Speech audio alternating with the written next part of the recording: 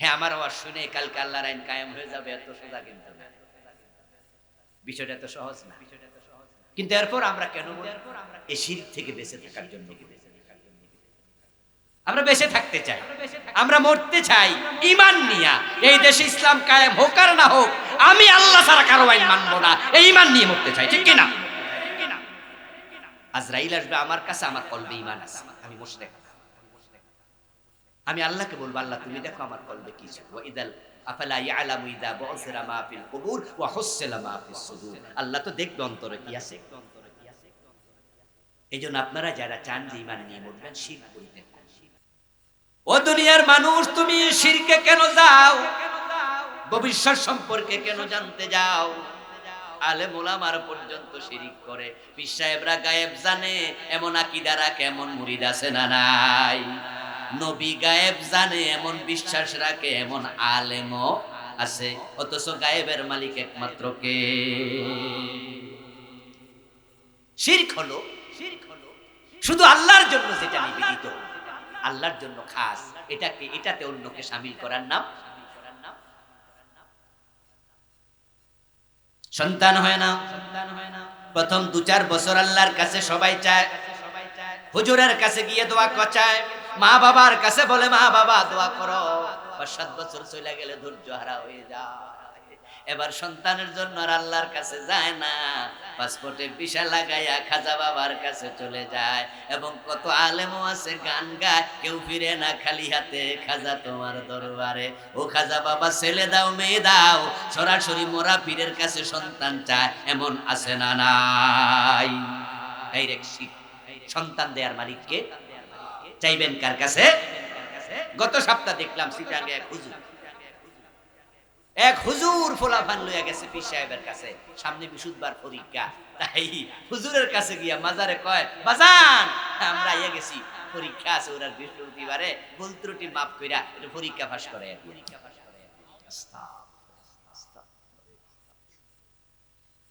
ফেসবুকে এটা অনেক ছড়াইছে, আপনারা হয়তো অনেকে দেখছেন। এই গত 3-4 দিন আগে, 5-7 দিন আগে, যে পীর সাহেবের কাছে গিয়া মরা পীরকে কইতাছে পরীক্ষা বিশুদ্ধবারে আমনে পাস করাই দিন। আজিব। আচ্ছা, যেই লোকটা মারা যায় সে যত বড় ওলি হোক, যত বড় আলেম হোক, আচ্ছা মরে যাওয়ার পরে গায়ের জামা কি নিজে খুলে? নিজের গোসলটা নিজে করতে পারে? যে নিজের কবরে নিজে নামতে পারে? তো যে বেটার গায়ে মশা কামড়াইলে নিজের মশা মরার পরে নিজে তাড়াইতে পারে? কিচ্ছু নাই। তুমি নিজে দেখছো শুইয়া আছে, শটান শুইয়া আছে, আর হের কবরের তলে দিয়া হের আলাদা নাকি ক্ষমতা চলে গেছে।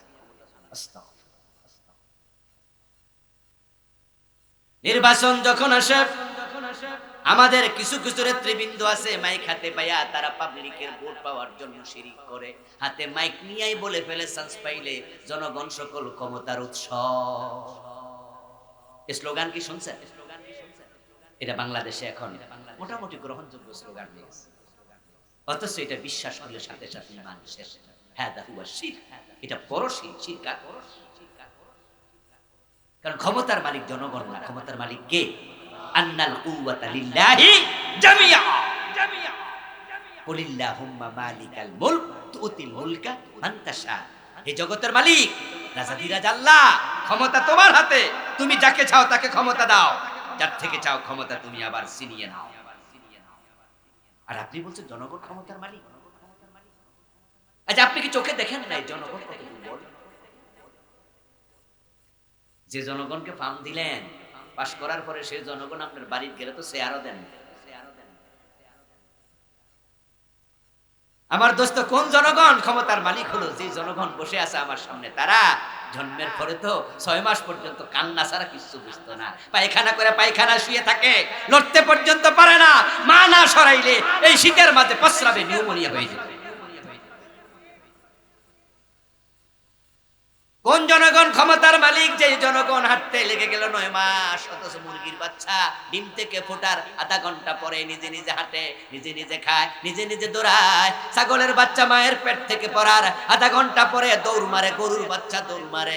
দেখবেন বিড়ালের বাচ্চাগুলো মায়ের পেট থেকে বের হইয়া আধা ঘন্টা 1 ঘন্টা পরে পায়খানা ধরলে ঘরের কোনায় পায়খানা কইরা নিজে নিজে সইরা আসে। কিন্তু তুমি মানুষ, তোমার কথা বলতে লেগে যায় 9 মাস, নিজে নিজে খাইতে লেগে যায় 3 বছর, পায়খানা পরিষ্কার করতে লেগে যায় 5 বছর, হাঁটতে লেগে যায় 8 মাস 9 মাস, আর তুমি বলছো সব ক্ষমতার মালিক নাকি তুমি? অথচ তোমার মতো দুর্বল মাখলুক পৃথিবীতে আর নাই। আল্লাহ খুলিকাল ইনসানু দাঈফা, আল্লাহ কোরআনে আমি মানুষকে দুর্বল করে বানাইছি। কারণ আল্লাহ জানে তো এরা দুর্বল হইও ক্ষমতা দেখাইবো, আর ক্ষমতা আগে দিলে তো এরা লাড়ি লইয়া করে যাবে। আল্লাহ এই যে জনগণ আমার সামনে বসে আছে, যদি এখানে মাঝখানে একজন সাপ পেয়ে চিল্লানি মারে তাহলে ও বেডা কোনাতে দৌড় মারবে, হুজুর রেখে দৌড় মারবে।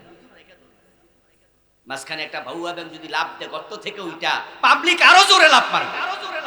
টয়লেটের মাঝে বসছেন, টয়লেটের নিচ দিয়া যদি এরকম 1 হাত লম্বা একটা সাপ ঢুইকা জিব্বা বাইর করে আপনার লাড়া দেয়, পায়জামাটা জমা বড়াইয়া দৌড় মারবেন।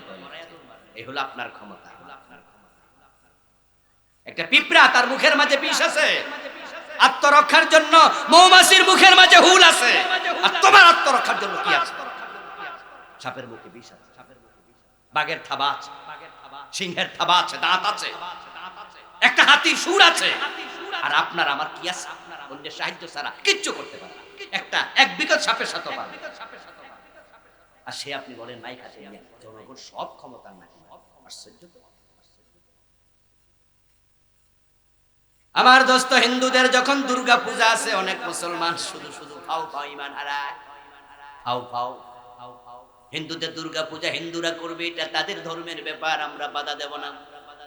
ইসলাম বাধা দিতে বলেনি, বরং ইসলাম বলেছে লা ইকরাহা ফিদ্দীন, দ্বীনের ব্যাপারে, ধর্মের ব্যাপারে বাড়াবাড়ি করা যাবে না, জবরদস্তি করা যাবে না। আমাদের দেশে হিন্দু, বৌদ্ধ, খ্রিস্টান, ইহুদি সবাই আমরা মিলে মুসলমানের এক বাজারে খরচা খাই, একসাথে আমরা থাকি, এক এলাকায় বসবাস করি, আমাদের মাঝে কোনো বিদ্বেষ নাই। ইসলাম এটা বলেছে তাদের হক তাদেরকে দাও। প্রতিবেশী যদি কাফের হয় তুমি তার খবর নাও। রাসূলুল্লাহর সাহাবী প্রতিবেশী ছিল ইহুদি, ছাগল জবাই করে গেছে বাজারে, বাজার থেকে ফিরে এসে কাজকর্ম সেরে এসে নিজের বউকে জিজ্ঞাসা করতেছে, আমার প্রতিবেশী ইহুদির বাড়িতে ছাগলের কিছু গোশত পাঠাইছো নি? ওর কাছে খবর নেয় আমার ইহুদি প্রতিবেশীকে কিছু গোশত হাদিয়া দিছো কিনা। ইসলামের মতো সুন্দর ধর্ম পৃথিবীতে আর নাই। এটাই একমাত্র ধর্ম, শান্তির ধর্ম। আমরা হিন্দুদের প্রতি রুষ্ট না, আমরা তাদের দোকানেও খরচ করি, তাদের দোকানে চুল কাটাই, ঠিক কি না? আমরা তাদের কাছে যাই, কিন্তু ঝামেলা হয়েছে আরেক জায়গায়। আমাদের কিছু মুসলমানের সন্তান অতি প্রেম দেখাইয়া ঈমান হারাচ্ছে। হিন্দুদের পূজা হিন্দু করবে, এটা ঠিক আছে করুক, ঠিক আছে করুক, কিন্তু তুমি মুসলমান স্লোগান দিচ্ছ কি ধর্ম যার যার উৎসব সবার। আজীব তো। আল্লাহর কোরআনের উল্টা স্লোগান তোমারে কে শিখালো মুসলমান? কোরআনের স্লোগান হচ্ছে লাকুম দীনুকুম ওয়ালিয়া দীন। আচ্ছা, এই আয়াত মুখস্থ পারে না কেডা? এই যে আজকের মাহফিলে ছোট্ট বাচ্চা যেগুলো আছে ওরাও তো এই আয়াত মুখস্থ পারে। অর্থ হলো তোমাদের ধর্ম তোমাদের, আমাদের ধর্ম আমাদের, দুইটা কি এক না আলাদা? সবাই বলেন এক না আলাদা? তো হিন্দু ধর্ম আলাদা, আমাদের ধর্ম তো আলাদা। তার স্লোগানটা হবে ধর্ম যার যার, উৎসব তার তার। আচ্ছা, আমরা যখন গরু জবাই করি কোরবানের সময়, আমাদের কোরবানের গরু জবাইয়ের উৎসব দেখার জন্য কোন হিন্দু কি আসে? কোন হিন্দু তো আসলো না। কারণ হিন্দুরে প্রশ্ন করলে সে বলবে তাদের ধর্মে গরু জবাই করা নিষেধ, নিষিদ্ধ কাজ তারা করে না, দেখতেও তারা যায় না, তাই তাদের ধর্মের প্রতি তাদের শ্রদ্ধা তারা রাখতেছে, আমাদের গরু জবাই দেখতে আসে না। এবার আপনারে প্রশ্ন করি, মুসলমানের ধর্মে মূর্তি পূজা জায়েজ না হারাম? তা আপনি দেখতে কেমনে যান?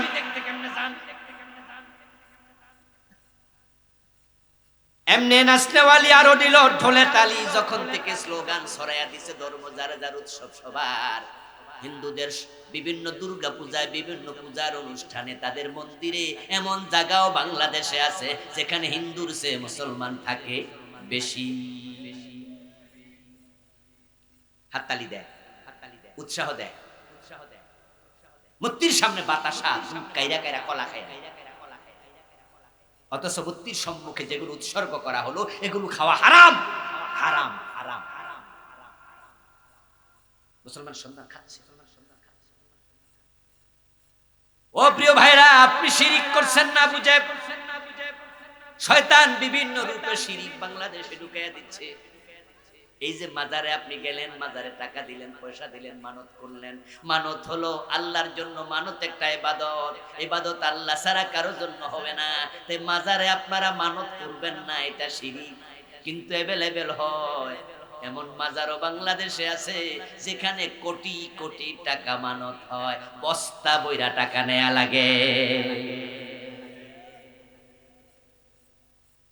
ব্রাহ্মণবাড়ি একটা আছে কেল্লাসার মাজার।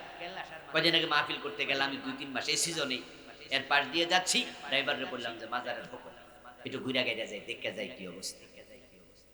গিয়া দেখি সেখানে বিশাল এক কড়াই রাম, গরুরে পানি খাওয়ানোর জন্য আপনারা যে এগুলো বানান, কি নাম?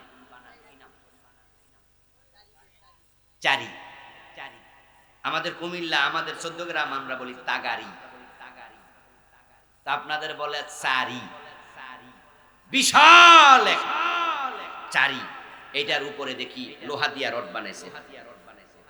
তো ওখানকার স্থানীয় লোক ছিল আমার সাথে, তো বললো যে হুজুর পুরুষের সময় এই যে বিশাল এই চারি তাগারি টাকায় ভর্তি হইয়া এই রড পর্যন্ত উঠে, কোটি কোটি টাকা। আচ্ছা ঠিক আছে, আপনার কাছে আমার প্রশ্ন, এই যে আপনি কেল্লাসার দরবারে মানত করলেন, টাকা দিলেন, যত টাকা গেল উনি কয় পার্সেন্ট পাইছে? জবাব দিন। কেল্লাসা কয় টাকা পাইছে? গুলিস্তানে গোলাপ শাহ মাজার আছে কিনা? ওখানে টাকা মানত করেন না? গোলাপ শাহ কত টাকা পায়? আপনি দিলেন কারে, খাইলো কেডা? আপনার আকল কি ছাগলে খাইলেছে? বিবেক কি চোরে চুরি করে নিয়ে গেছে? দিলেন কারে, খাইলো কেডা? আরে যদি কেল্লাসা পাইতো তাহলে বুঝতাম ভক্তি আছে, উনি না কিছু। গোলাপ শাহর প্রতি আপনার ভালোবাসা আছে, গোলাপ শাহরে দিলেন যে বাবা 1000 টাকা দিলাম, উনি যদি 80 টাকা 100 টাকাও পাইতো তাহলে 10% পাইছে। কিন্তু গোলাপ শাহ কত পাইছে? তো দিলেন কারে, খাইলো কেডা? আজীব মানুষ তো আপনি। বরং মাজারে যে টাকাগুলো দেয়া হয়, এই মাজারের টাকা এমন কিছু লোকেও খায় যেগুলো নামাজ কালাম পর্যন্ত পড়ে না।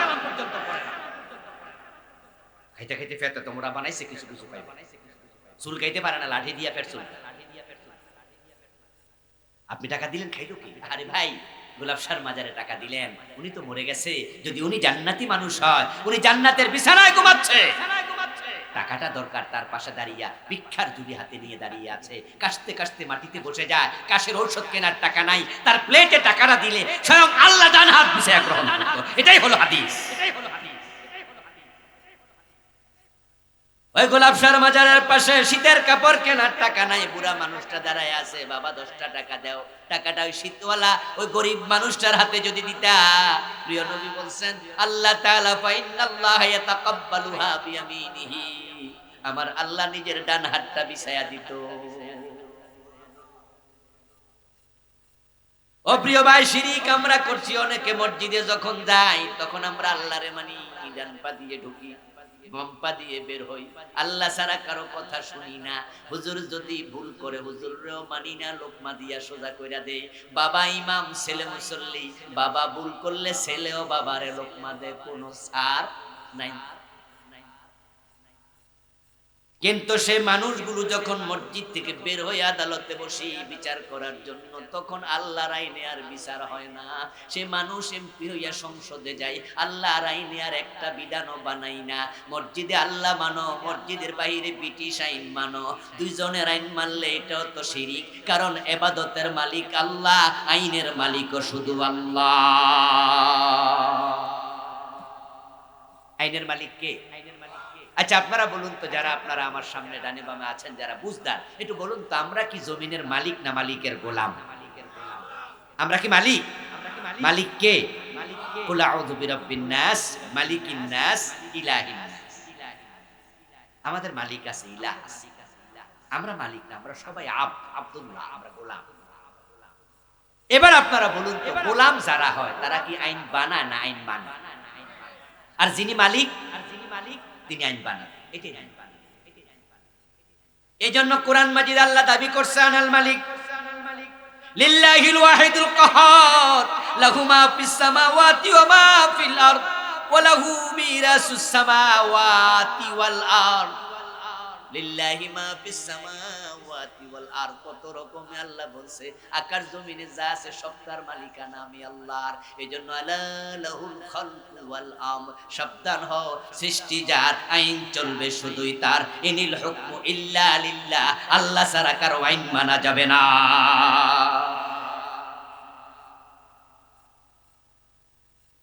আল্লাহর মসজিদে সেজদা দিলেন, দরবারে যাইয়া পীরের পায়ে সেজদা দিলেন, এটা যদি শিরক হয়। মসজিদে আল্লাহর আইন মানলেন, আদালতে আবার ব্রিটিশ আইন মানলেন, এই শিরক থেকে আপনারে কে বাঁচাবে?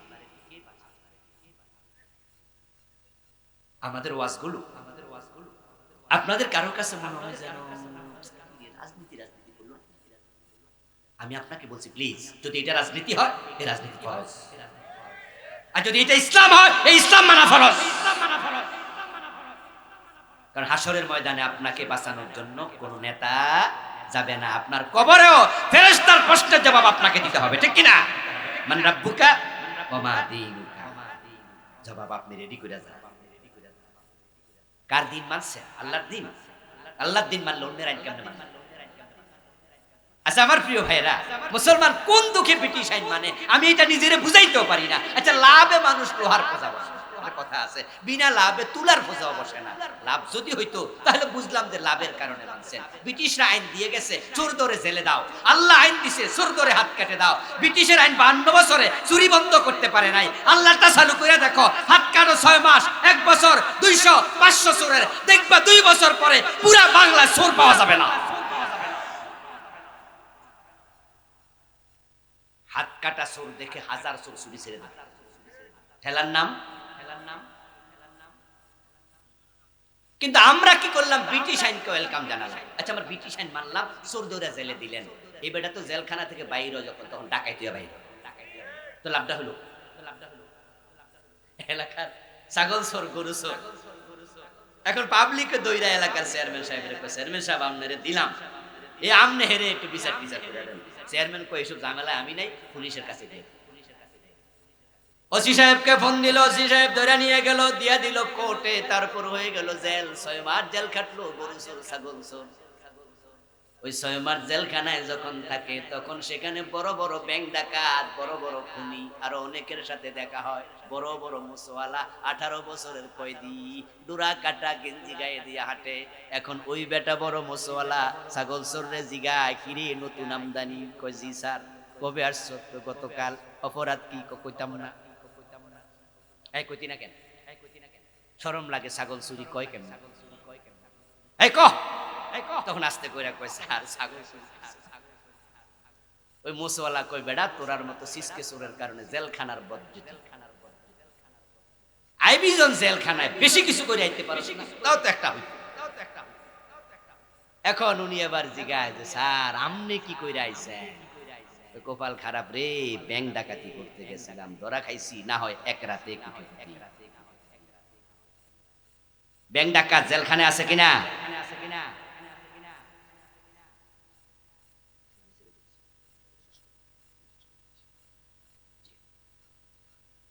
আমার প্রিয় ভাইরা কি বলল? স্যার আমি চুরি করছি, আর আপনি আমি ব্যাংক ডাকাতি করছি। স্যার কেমনে করছেন? কেমনে করলেন? বলে কয় মাস? 6 মাস। অসুবিধা নাই, শিখাই দিন।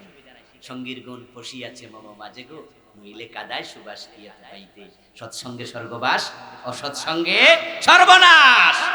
6 মাসেও বেটা সুন্দর করে শিখাই দিছে কেমনে গাড়ি ডাকাতি করা লাগে, কেমনে ব্যাংক ডাকাতি করা লাগে, কেমনে পিস্তল চালানো লাগে, কেমনে মানুষকে ভয় দেখানো লাগে, সব শিখছে। আর ছাগল চোর মনে মনে কয় আহ জেলখানারও আগে আইলাম না। 6 মাস পরে বের হওয়ার সময় জেলখানার মাটি চুইয়া সালাম করে, ছাগল মাগনা দিল আর নিতাম না। আপনি মনে করছেন বেটা আল্লাহর ওলি হয়ে বেরিয়েছে নাকি, যে হ্যাঁ ছাগল চুরি করবো না, এটা এখন ডাকাত। আমার বন্ধু এই চোরকে আপনি চোর বলার সুযোগ কোথায় দেখলে চিনা যায় না চোর? একালিয়া করে চোর যদি চলে যায় রাজশাহীতে বাড়ি, ট্রান্সফার করে চলে গেল এলাকায় ছেড়ে। মানুষ কয় গরু চোর, ছাগল চোর, তওবা করছে আর চুরি করতাম না। চলে গেল সিলেটে, ওখানের লোকেরা চিনবে না। কিন্তু যদি হাত কেটে দাও, ইসলামের শাস্তি এত দারুণ, এই আইন বড় চমৎকার। দুনিয়ার যেখানে যাবে মানুষ হাত দেখে বুঝবে বেটা চুরি করেছে। একটা হাত কাটা চোর দেখে ওই এলাকার চোরেরাও চুরি ছেড়ে দেবে। ইসলামের আইন বড় সুন্দর, কিন্তু মানুষ ব্রিটিশ আইন এখনো মানে। কেমনে সম্ভব? এই জন্য আমরা আলেমরা বলি, যদি শান্তি দুনিয়ায় চাও, আখেরাতে মুক্তি চাও, তাহলে আল্লাহর আইনের কাছে ফিরে আসা দরকার আছে না না? হ্যাঁ, আমার আওয়াজ শুনে কালকে আল্লাহর আইন কায়েম হয়ে যাবে এত সোজা কিন্তু না। বিষয়টা এত সহজ না। কিন্তু এরপর আমরা কেন এই শিরক থেকে বেঁচে থাকার জন্য আমরা বেঁচে থাকতে চাই, আমরা মরতে চাই ঈমান নিয়া। এই দেশে ইসলাম কায়েম হোক আর না হোক, আমি আল্লাহ ছাড়া কারো আইন মানবো না, এই ঈমান নিয়ে মরতে চাই, ঠিক কিনা? আজরাইল আসবে আমার কাছে, আমার কলবে ঈমান আছে, আমি মুশরিক। আমি আল্লাহকে বলবো, আল্লাহ তুমি দেখো আমার কলবে কি আছে। ওয়া ইদাল আফালা ইয়ালামু ইদা বুসিরা মা ফিল কুবুর ওয়া হুসিলা মা ফিস সুদুর। আল্লাহ তো দেখবে অন্তরে কি আছে। এইজন্য আপনারা যারা চান যে ঈমান নিয়ে মরবেন, শিরক করিবেন। আমার লিখে বইটি যাইতে নিয়ে যাবেন। 29টা শিরিক লিখছি, আর 10টা বলছি বাকিগুলো আছে। আমার লেখা মোট 7টা বই আছে আলহামদুলিল্লাহ। বেদাত নিয়ে আছে, সালাত নিয়ে আছে, আখেরাত নিয়ে আছে, বিভিন্ন বিষয় নিয়ে আছে। স্টেজে পাবেন, স্টেজ থেকে নেবেন। আমরা একসাথে দোয়া করে বিদায় নিতে চাই। এক দুজন মেহমান কথা বলবে ইনশাআল্লাহ। আজ মাহফিলের জন্য একটু সহযোগিতা চেয়েছে মাহফিল কমিটি, ওনারা কিছু ভাইকে ভিতরে ঢুকাবে, ওনাদের ব্যাগ